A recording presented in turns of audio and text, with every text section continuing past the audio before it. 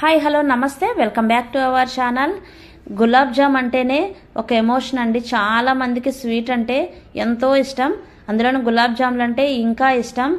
ఒకటి ఒకటి ఒకటి గులాబ్ జామ్ నోట్లోకి వెళ్తుంటే అలా కరిగిపోతూ ఉంటుంది. ఎన్ని తిన్నామో లెక్క అనేదే ఉండదు. అలాంటిది ఈరోజు గులాబ్ జామ్ని కొంచెం వెరైటీగా, చాలా అంటే చాలా టేస్టీగా, పిల్లలకి ఎన్ని తిన్నా సరే దగ్గు అనేది రాకోకుండా ఈజీగా సింపుల్గా చేసేద్దామండి.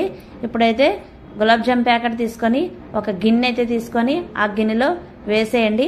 వేసుకొని కాచి చల్లార్చిన పాలను వేసుకుంటూ కలుపుకుందాం. చేతి వేళ్లతో మాత్రమే ఈ గులాబ్ జామ్ పిండిని కలుపుకోవాలి. చపాతీ కలుపుకున్నట్టుగా కాకుండా మెల్లగా కలుపుకొని ఒక 10 నిమిషాలు అయితే పక్కన పెట్టేద్దాం. అంతలోకి మనం దీన్ని రెడీ చేసుకోవటానికి, ఒక వెరైటీ గులాబ్ జామ్ రెడీ చేసుకోవడానికి ఒకవైపు పాకం, ఒకవైపు అసలైన ఇంగ్రీడియంట్స్ పెట్టేద్దాం. ఇప్పుడు ఒక బౌల్ తీసుకొని అందులో పంచదార వేసి తగినన్న వాటర్ పోసుకొని గులాబ్ జామ్ పాకానికైతే రెడీ చేసేద్దామండి. ఇప్పుడు స్టవ్ వెలిగించి ఆ గిన్నె అయితే స్టవ్ మీద పెట్టేసి మీడియం ఫ్లేమ్ మీద పెట్టుకుంటే అది అలాగా మరుగుతూ ఉంటుంది. ఇంకోవైపు స్టవ్ వెలిగించుకొని కళాయి వేసుకొని ఒక 1/2 లీటర్ పాలు అయితే వేసేద్దాం. 1/2 లీటర్ పాలు అయితే సరిపోతుందండి. ఇప్పుడు ఈ పాలని పొంగకుండా, మేగడ కట్టకుండా చక్కగా అలా కలుపుతూనే ఉండాలి. ఫ్లేమ్ని మీడియంలో పెట్టుకోండి, కలుపుతూ ఉండండి. 4 బాదం పప్పులు తీసుకోండి, 5 బాదం పప్పులు తీసుకోండి, ఒక 10-15 వరకు జీడిపప్పులు తీసుకొని చక్కగా వాటర్ వేసి పేస్ట్ అయితే చేసేసి పక్కన ఉంచేయండి. ఇప్పుడు వీటిని పాలని అలా కలుపుకుందాం. అంతలోకి పంచదార పాకం వచ్చిందేమో చూద్దాం. ఇంకొంచెం రావాలి. బాగా సైడ్లు కూడా మేగడ అనేది మొత్తం అంతా తీసి పాలలో అయితే ఇలా వేసి కలిపేసుకుందాం. ఇప్పుడు ఆ పాలని సగం అయ్యే వరకు కూడా మరగబెట్టుకోవాలి. మనం మిక్సీ చేసుకున్న వాటిని కూడా జీడిపప్పు పేస్ట్ని ఇందులో వేసేద్దాం. పాలలో వేసుకొని బాగా కలుపుతూ ఉండాలి. అంతలోకి మనకి పంచదార పాకం అయితే రెడీ అయిపోతుంది. ఆ పంచదార పాకంలో కొంచెం ఇలాచీ పౌడర్, ఈ పాలల్లో కూడా కొంచెం ఇలాచీ పౌడర్ వేసుకోండి. ఇదైతే తీగ పాకం అయితే వచ్చేస్తుంది. ఇంకా పాకాన్ని అయితే దించేద్దాం. అంతలోకి మనం ఈ గులాబ్ జామ్ని ఉండలుగా చేసేసుకుందాం. రౌండ్గా బాగా చేయాలండి. ఇలాగా చేతిలో పెట్టుకొని 2 చేతులతోని ఇలా రౌండ్గా చేశారంటే బాగా నున్నగా వస్తాయి, గీతలు అనేవి లేకుండా.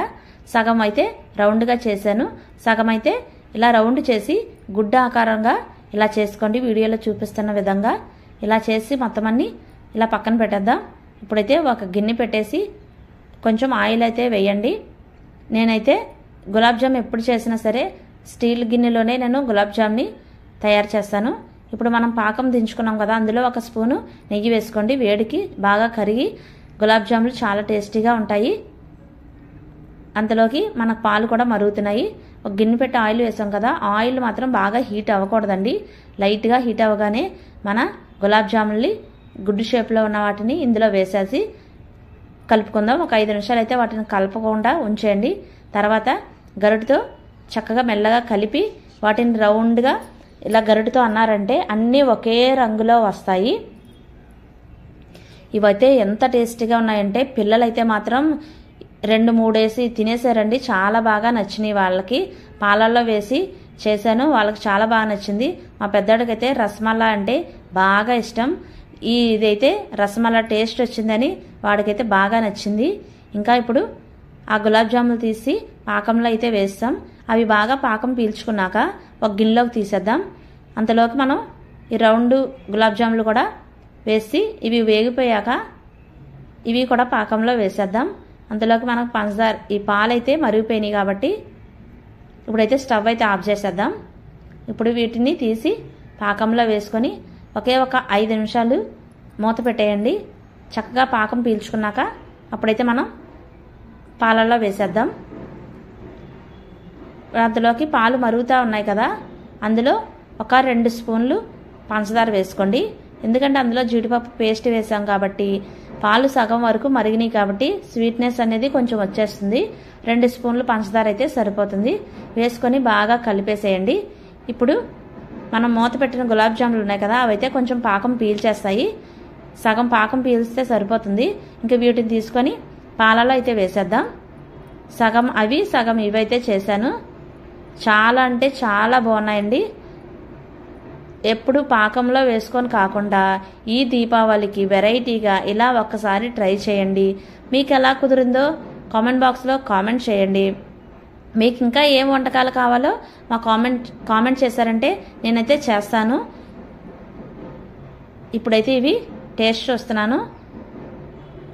చాలా అంటే చాలా బాగుంది. సబ్స్క్రైబ్ చేసుకోండి మంచి మంచి వీడియోస్ కోసం. Okay, bye.